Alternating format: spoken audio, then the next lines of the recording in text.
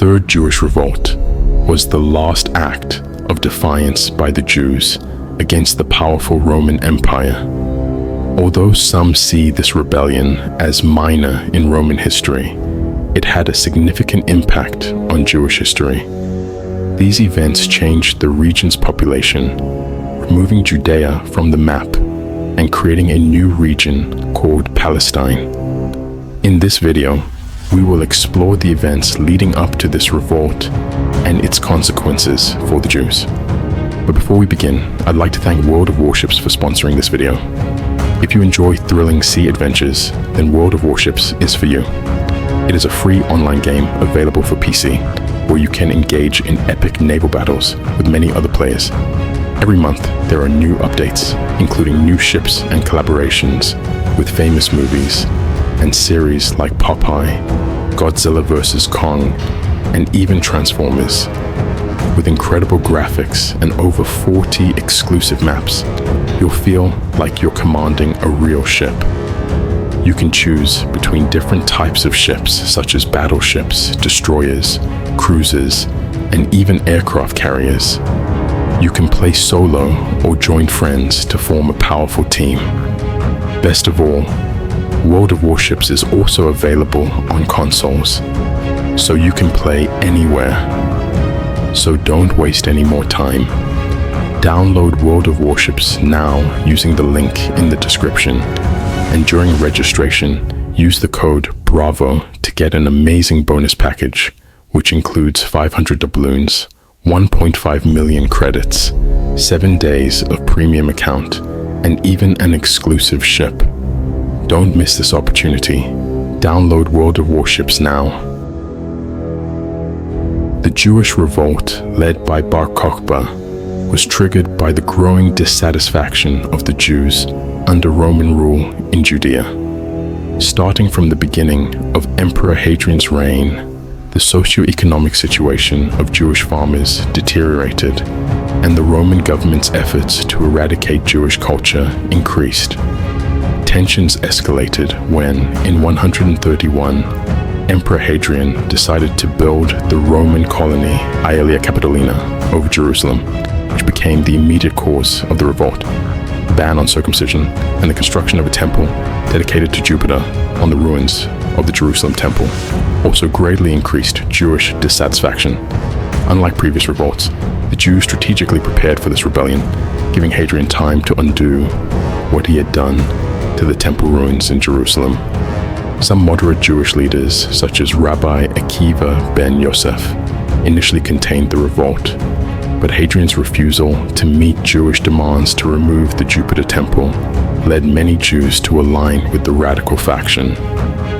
During this preparation period, the rebels built tunnels, pools, and hideouts throughout Judea, fortified strategic positions, and stored weapons to begin the war against the Roman forces. At the head of these rebels was Simon Bar Kochba, who presented himself as a messianic leader sent to end Roman oppression of the Jewish people. His origins and education are uncertain, but his military strategy skills suggest he might have been part of the Jewish upper class. Rabbi Akiva, also a leader of the Sanhedrin, began to fully support Bar Kochba in leading the revolt against the Roman Empire. Furthermore, Akiva changed his name from Bar Kiva to Bar Kochba, meaning son of a star, which influenced the Jewish people to trust his leadership and believe he could be their Messiah. Additionally, Eleazar the priest appears on coins minted by the rebels, indicating his importance in leadership. His position as high priest and his connection to coin minting suggest a possible role in the religious civil authority of the revolt. The Jewish revolt, led by Bar Kochba, was an unprecedented challenge to the power of the Roman Empire. The Jews, with competent leadership and intense preparations, proved to be formidable adversaries against the Roman legions. The rebel forces, although their exact number is uncertain, numbered tens of thousands and used a variety of equipment initially obtained from defeated Roman armies.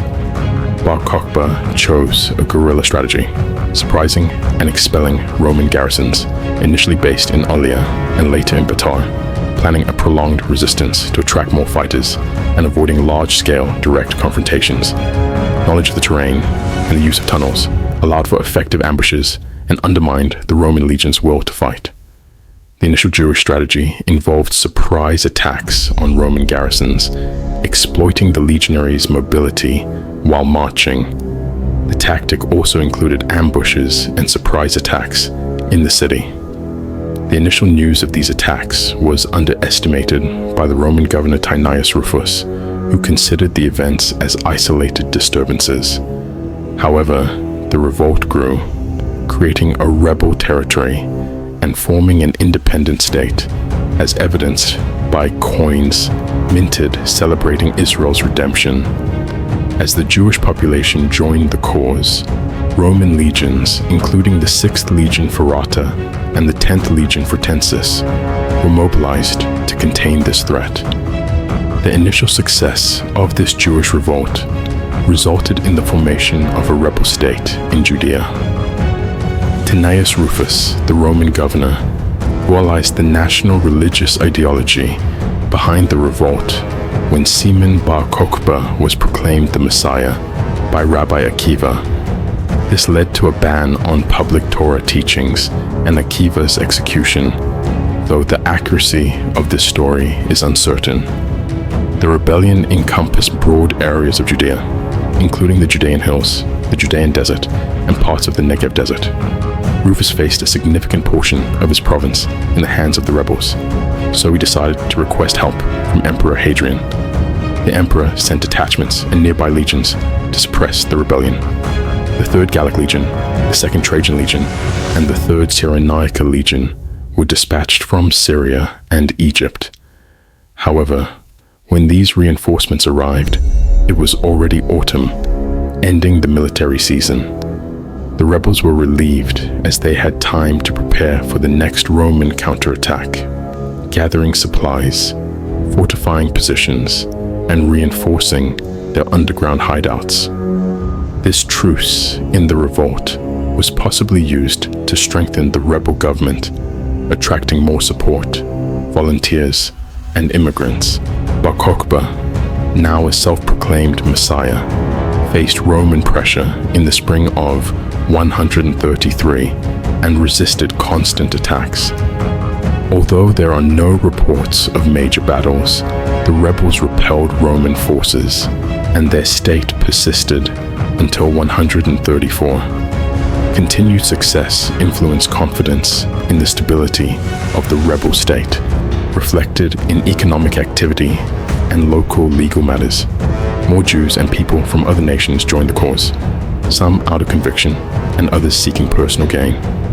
For Bar Kochba, those who did not support his rebellion were seen as a threat. After the destruction of the Second Temple, Jewish leaders may have used the revolt as a pretext to deal with Christians. The rebel state of Judea survived the 133 military season, but conflicts intensified in the winter. Hadrian sent significant reinforcements, including detachments from the 10th Legion Gemina and the 12th Legion Fulminata, under the command of Sextus Julius Severus. Other legions, such as the 5th Macedonian Legion and the 11th Claudia Legion, also participated in the suppression. The Roman army, gathering about 60,000 men, reflected the seriousness of the reinforcement to contain the Bar Kochba revolt, highlighting the challenge faced by the rebels. The rebel army had an extensive defense system and a considerable fighting force, estimated between 100,000 and 200,000. Military operations resumed in 134, with Sextus Julius Severus taking Roman command. Roman tactics evolved, focusing on attacks on smaller groups, isolating rebels, and cutting their supply lines, gradually dismantling the rebel force. The Romans conducted a brutal suppression during the revolt, executing many rebels. During 134, Roman legions intensified their repression and increased their control over the state of Judea. the rebel headquarters were transferred to the fortress of Betar, indicating pressure on Bar Kochba's leadership. Although there were signs of deteriorating cohesion and discipline among the rebels, life continued normally for civilians in Judea. In 135, the Romans renewed their offensive, destroying Herodium and advancing to the Judean hills. The Romans besieged the Betar fortress, where many refugees, including soldiers and civilians, gathered. The siege lasted until the summer of 135, when the Romans attacked, bombarding the city and undermining its defenses. Bar Kochba led the resistance, but exhaustion and Roman military superiority resulted in Betar's fall in August of that year. The Romans massacred indiscriminately, killing civilians and fighters, including Bar Kochba himself, marking the end of the revolt. This third Jewish revolt was a very important event in history, even though it lasted only 4 years and apparently did not cause major changes in the Roman Empire. However, when we look closer, we see that it had significant consequences. The revolt marked the end of the hope of rebuilding the Jewish temple, leading to the transition to Rabbinic Judaism. After their victory, Hadrian decided to rename the region previously known as the province of Judea to Syria, Palestina. By doing this, he probably resurrected the ancient name of the region, which was Philistia, meaning the land of the Philistines, and decided to unite Syria with Judea to diminish the Jews' connection to the area. After the defeat, most Jews dispersed around the world, and Judaism became more decentralized. The attempt to make Judea free from Roman rule failed, and eventually, most Jews accepted their fate as part of the Roman Empire. So, if you enjoyed learning more about this last Jewish revolt against Rome, don't forget to like this video and subscribe to our channel. Also, don't forget to download the World of Warships game to play epic naval battles with over 40 exclusive maps to choose from. Click the first link in the